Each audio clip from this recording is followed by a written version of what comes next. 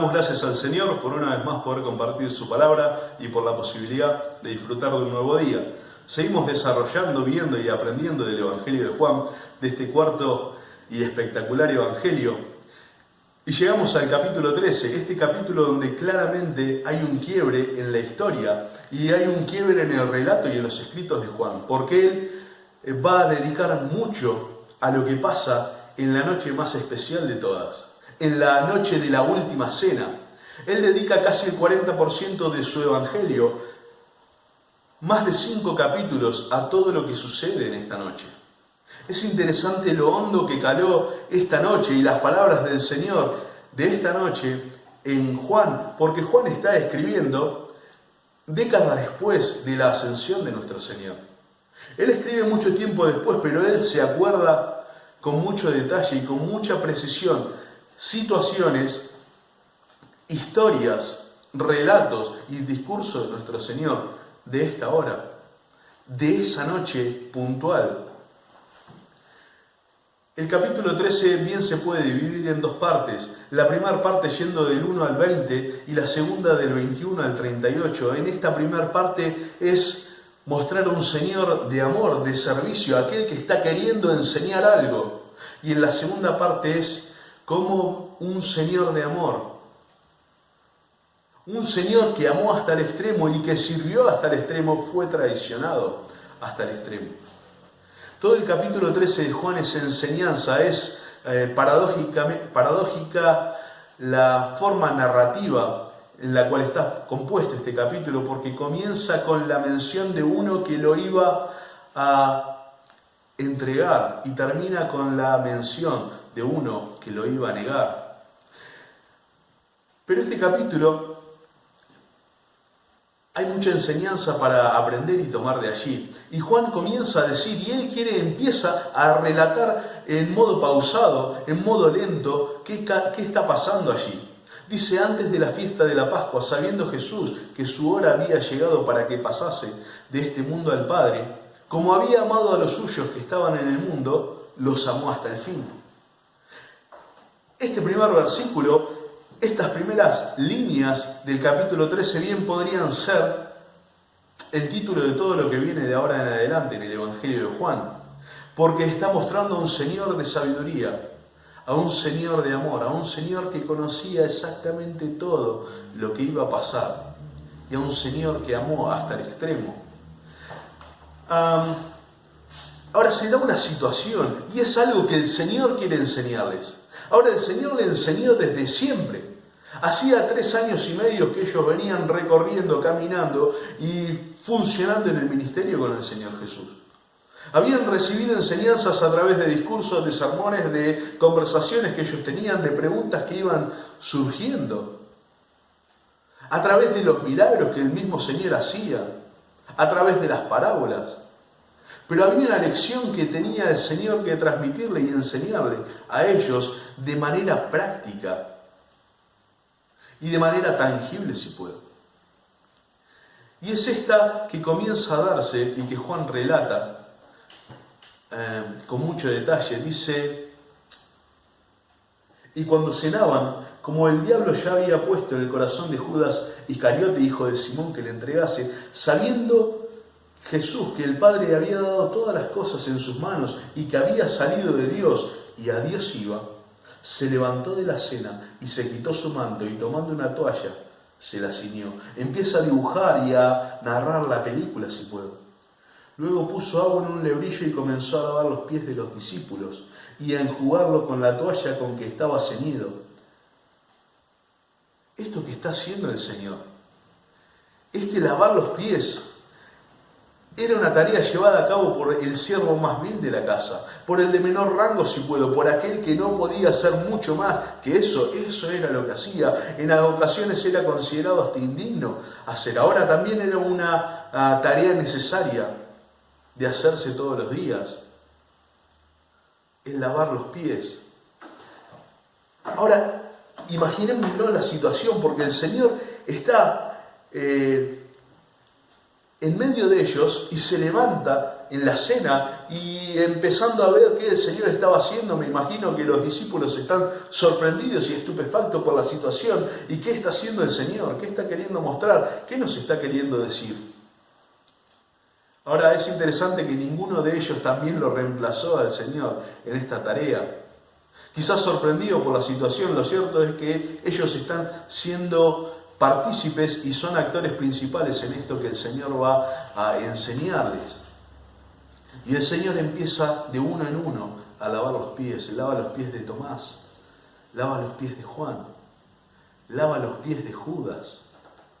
Pero llega a Pedro y ahí se da la situación quizás más lógica y decimos, bueno, había uno entre los 12 que tenía 2 dedos de frente.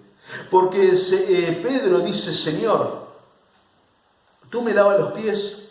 Hay lógica en las palabras de Pedro. Él está queriendo entender qué el Señor está haciendo. Señor, ¿usted me lava los pies? Es que lo que estaba viendo Pedro era una imagen imposible, una escena que no podía estar sucediendo. El Señor glorioso, majestuoso, el Dios hecho hombre, el Hijo del Dios viviente, el Mesías, el Rey prometido, Él no puede estar en esa posición. Y era choqueante la imagen de ver al Señor tan glorioso postrado a los pies de Pedro. Pedro dijo, no, Señor, no me lavará los pies. Es por eso que Pedro dice esto, es como que entiendo la situación, entiendo que algo nos quiere enseñar, dígalo verbalmente y ya, pero no siga. Es que Pedro consideraba que las manos puras del Señor Santo no podían tocar sus sucios pies, y en parte estaba en lo cierto. Y considero que esto que pensaba Pedro estaba en la mente y era el sentir de todos ahí. No creo que ninguno haya dicho, bueno, sí, Señor, la verdad que me estaba haciendo falta, por favor. Pero Pedro, como muchas otras ocasiones, es el vocero y es el que pone en palabras quizás el pensamiento y sentir de todos.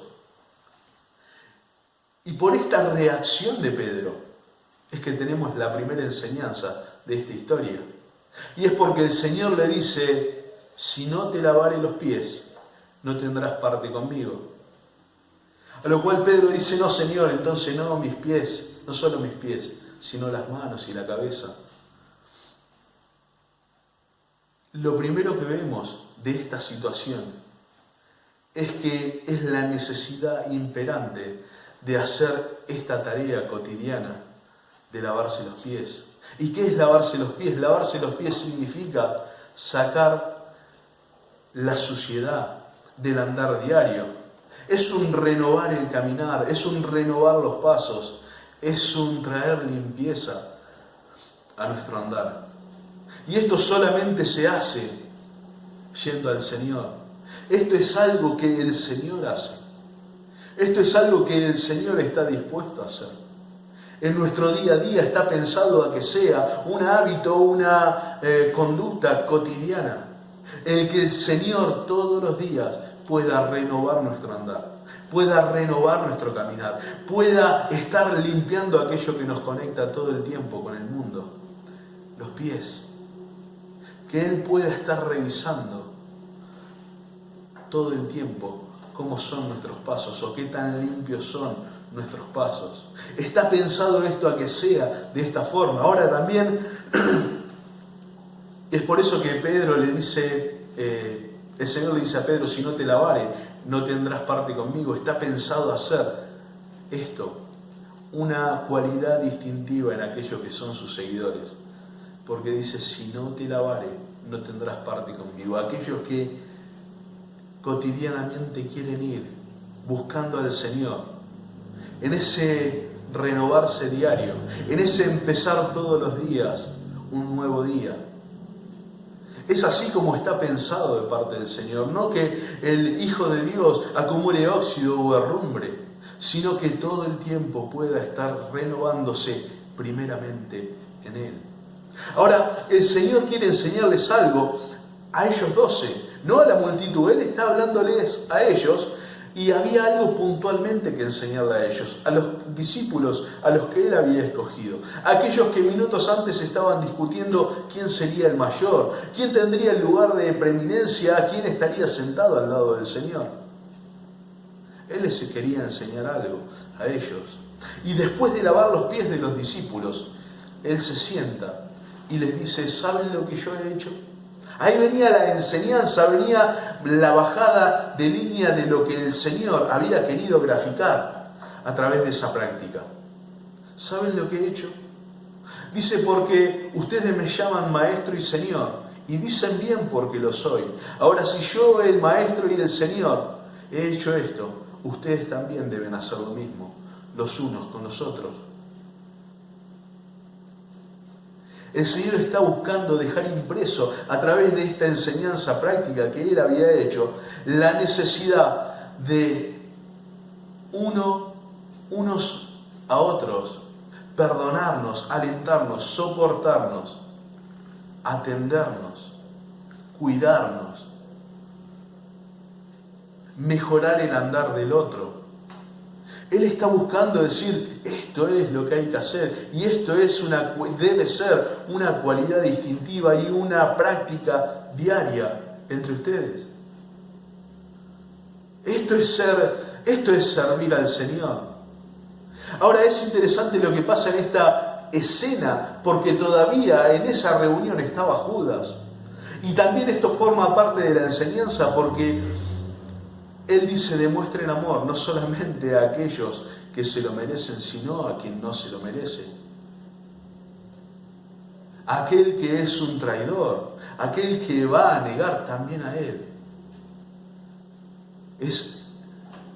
Lo que el Señor está diciendo es, en lo que dependa de ustedes, emanen amor, emitan amor, transmitan amor y servicio hacia el otro, sin importar si el otro se lo merece o no. Eso es lo que el Señor está diciendo. Eso es lo que el Señor está transmitiendo, es decir, amen. Ama a tu prójimo, claro que sí. Ama a tu hermano, claro que sí. Ama a tu enemigo. Ama a aquel que te aborrece. Ama a aquel que quiere sacar ventaja simplemente con vos.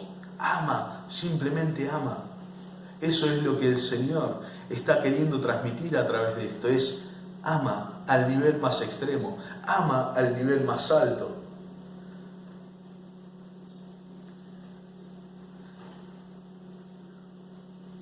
El capítulo 13, en la parte esta, en la primera parte muestra a un Señor que amó hasta el extremo y que sirvió hasta el extremo, pero en la segunda parte muestran la historia donde está Judas recibiendo y siendo y percibiendo, quizás no dándose cuenta de cuánto amor el Señor estaba mostrando con él.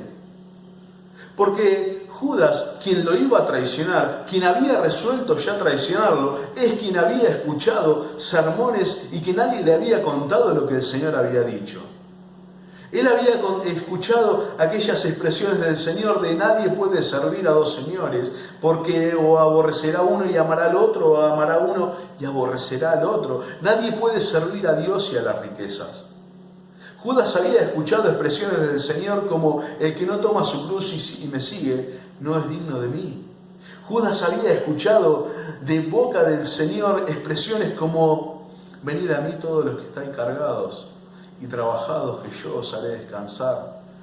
Llevad mi yugo sobre vosotros y aprended de mí, que soy manso y humilde de corazón.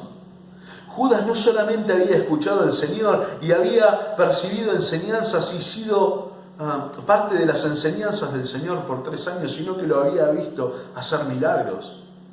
Judas vio al Señor convertir el agua en vino.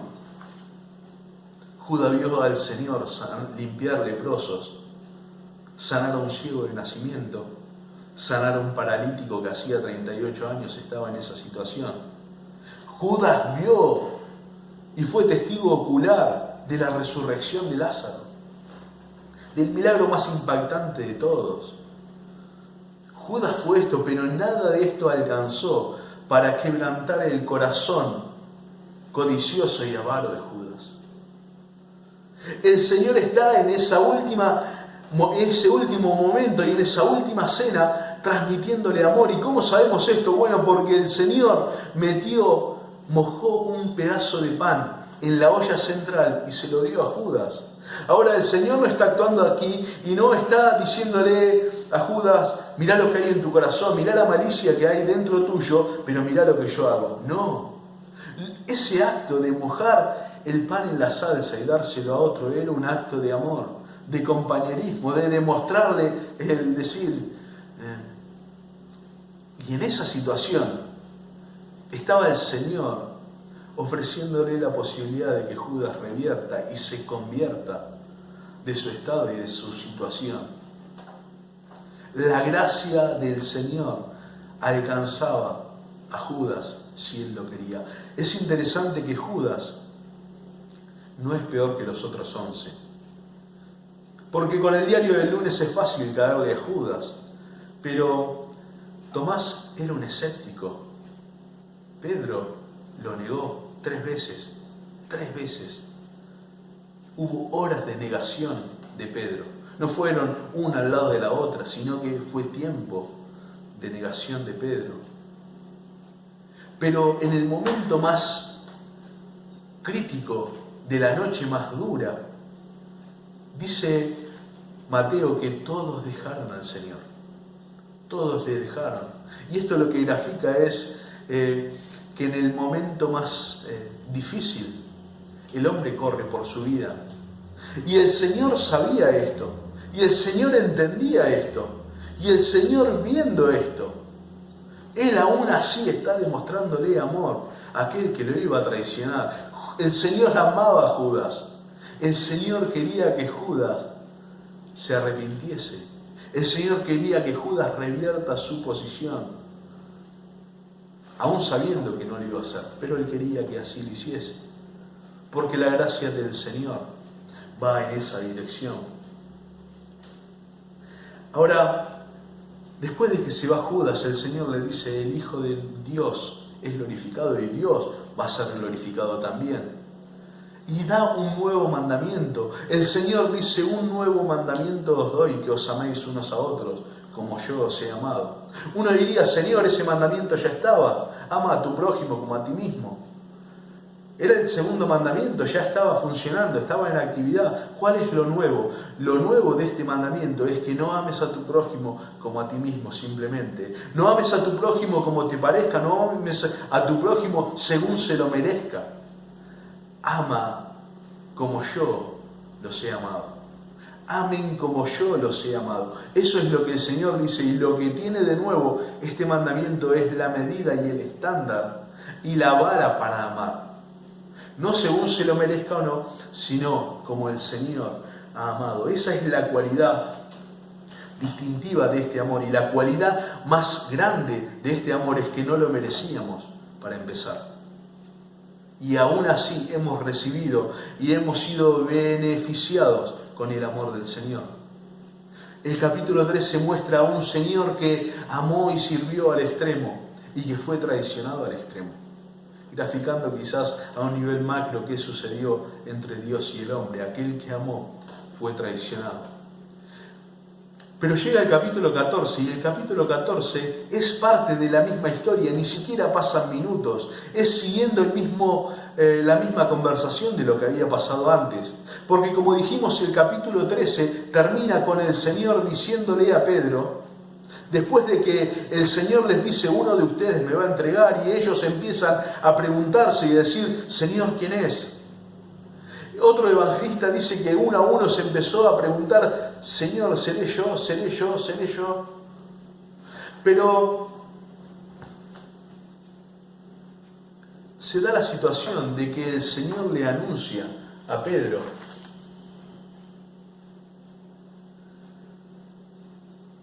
en el versículo 36, dice del capítulo 13, le dijo Simón Pedro, Señor, ¿a dónde vas? Es que el Señor seguramente se había levantado. Jesús le respondió, a donde yo voy, no me puedes seguir ahora, más me seguirás después. Le dijo Pedro, Señor, ¿por qué no te puedo seguir ahora? Mi vida pondré por ti. Es interesante que Pedro ahí no está queriendo agrandarse. Tampoco está mintiendo, ni está diciendo algo que no estaba en su corazón. Él estaba diciendo exactamente lo que sentía.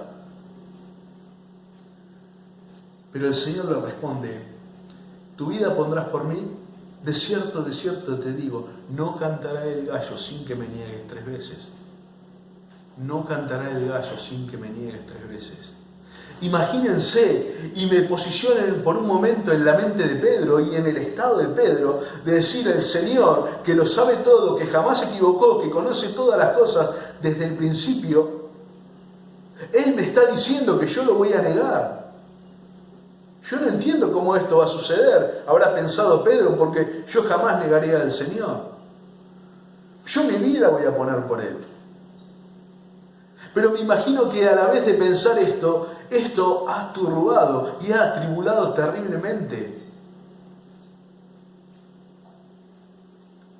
a Pedro. Y también todos los otros. Todos aquellos, los otros 10, aparte de Pedro, porque Judas ya no estaba, también estaban atribulados por esta situación. Porque el Señor les había dicho que se iba a ir. Y es que ellos habían dejado sus labores, habían dejado algunos sus familias, sus bienes, para seguir al Señor en el ministerio. Y ahora el Señor les estaba diciendo que se iba. Claramente había un clima de desconcierto y un clima de no saber qué habría de pasar horas más adelante. ¿Y qué habría de ser de ellos? ¿Y qué habría de pasar en un futuro? Y el Señor es que entendiendo esto, viendo esto en sus corazones, dice y pronuncia el versículo 1 del capítulo 14 de Juan: no se turbe vuestro corazón, creéis en Dios, creed también en mí. En la casa de mi Padre, dice, muchas moradas hay. Si así no fuera, yo os lo hubiera dicho. Voy pues a preparar lugar para vosotros. Y cuando me fuere y os preparare el lugar, vendré otra vez y os tomaré a mí mismo, para que donde yo estoy, vosotros también estéis. Ahora, esto que el Señor está diciendo tiene exactamente que ver y correlación con lo que pasó en el capítulo 13 y con el estado de lo que está sucediendo ahí. Es que Pedro escuchó decir y afirmar del Señor que Él lo iba a negar, pero después le dice: no se turbe vuestro corazón. Es que un corazón puede estar turbado, y por lo que estaba Pedro, pero cualquier corazón turbado, la fórmula de que no lo esté y de que encuentre paz y tranquilidad es confiar en el Señor. ¿Es confiar en aquel que tiene poder? Claro que sí. ¿Es confiar en aquel que lo sabe todo? Claro que sí. ¿Es confiar en aquel que es un Dios de amor? Claro que sí. Pero es interesante que el argumento que utiliza el Señor para decir confíen no es nada de eso, sino es confíen, porque al final del día en la casa de mi Padre muchas moradas hay. El Señor le acababa de decir a Pedro que Él lo iba a negar y le acababa de afirmar eso, pero también le estaba diciendo en el versículo siguiente que a pesar de eso, al final del día habría lugar para Él en la casa del Padre. Eso es lo que el Señor está diciéndoles. Ahora, el Señor está trasladando la mirada de los discípulos que en ese momento estaban acongojados y atribulados a decir: mirad para arriba, mirad por lo alto. Ahora también es interesante notar y no dejar pasar el hecho de que el Señor no les está diciendo que la tormenta no los va a afectar, que la tormenta no los va a mojar si puedo, que los rayos no van a pegar cerca, que el granizo no va a caer en donde están ellos. Él lo que les está diciendo es que la noche es oscura y va a ser cruda la noche, pero que al final habría lugar para ellos en la casa del Padre. Que el final es glorioso. Quizás pensando en esto es que el apóstol Pablo le escribe a los Colosenses en el capítulo 3, versículo 2, cuando dice: poned la mira en las cosas de arriba, no en las de la tierra, porque habéis muerto y vuestra vida está escondida con Cristo en Dios. Buscando que nuestra mirada Al igual que el Señor en este capítulo 14 de Juan, buscar que la mirada esté puesta en quién y cómo pasaremos y cómo estaremos transitando, si puedo, la eternidad. Y no en el momento de cómo se iban a suceder las horas siguientes. Es alejarse un poquito y no impedir y no permitir que un árbol impida ver todo lo demás. Que su momento de aflicción impida ver cuál era el propósito grande y macro que se iba a llevar adelante en esa hora. El Señor sabía esto y el Señor entiende cuál es el sentir y el común denominador en cada corazón de los discípulos. Y es por eso que Él dice: no se turbe vuestro corazón. Creéis en Dios, creed también en mí. Ahora, dice un escritor, y es interesante notar que el Señor en este momento y en esta hora de la noche, Él ya sabía todo lo que iba a pasar. Él siempre lo supo, pero ahora ya estaba ahí, estaba a minutos de que comience. Él sabía que iba a ser insultado, él sabía que iba a ser abofeteado, él sabía que iba a ser maltratado, iba a recibir latigazos, iba a recibir escupitajos, iba a aportar una corona de espinas, iba a ser insultado por todos, por muchos, iba a ser despreciado, iba a ser utilizado como juguete, llevándolo de un lado a otro como si fuese simplemente un objeto. Él sabía todo eso, pero su preocupación, su mayor ocupación en esa noche fue consolar a los discípulos, aquellos que estaban atribulados, a aquellos que había amado hasta el fin, a aquellos que había amado hasta el extremo, como dice Juan. Aquellos que había amado, si el amor tuviese algún punto límite en el infinito, Él amó hasta ahí. A aquellos que Él había amado, ahora se estaba preocupando por consolarlos. Y Él empieza a decir, e incluye en su discurso, la venida del Espíritu Santo. Dice: no os dejaré huérfanos.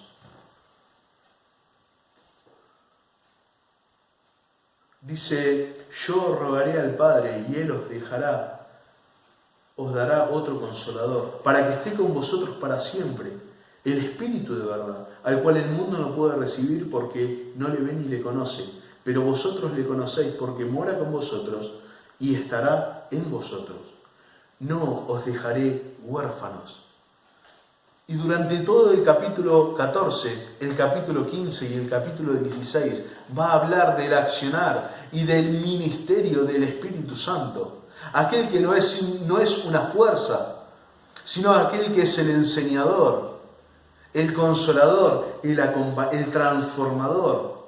Aquel que es la guía permanente de aquellos que creemos en el Señor Jesús, de aquellos que creemos en el Dios eterno, de aquellos que creemos en el Dios creador. Este guía permanente que estará en nosotros. Y Él no está hablando de manera figurada, Él no está hablando de manera ejemplificando algo, Él está hablando de manera literal y concreta. Dice: no los dejaré huérfanos. No simplemente se van a quedar sin el Señor. De Él ya había dicho: yo estaré con vosotros. Y Él ha dicho que estará con nosotros todos los días hasta el fin del mundo. Y lo está mediante el Espíritu Santo con nosotros. No hay modismo ni lenguaje figurado. El Señor está diciendo, en esta hora la hora más dura de todos, aún ellos no podían captar y percibir todo lo que el Señor estaba queriendo enseñarles, pero el Señor les dice: no los voy a dejar huérfanos, sino que tendrán alguien que los va a ayudar, el Paracletos, el Consolador, el Ayudador, aquel que se pondrá al lado para guiar, para acompañar, para asistir, para proveer todo lo necesario para el desarrollo y desenvolvimiento de aquellos que van creyendo en el Dios eterno. Todo el capítulo 14 va a terminar hablando del Espíritu Santo. y de la obra y de su ministerio, y de cuánto esto es beneficioso, necesario e indispensable para todos aquellos que creemos en Él. ¿Sí? Honramos a un Señor que amó hasta el extremo y que fue traicionado hasta el extremo. Y a un Señor que, a pesar de que no lo vemos físicamente, podemos tener una relación cotidiana y real con Él por medio del Espíritu Santo que Él nos dejó. Los dejo y nos vemos en la próxima.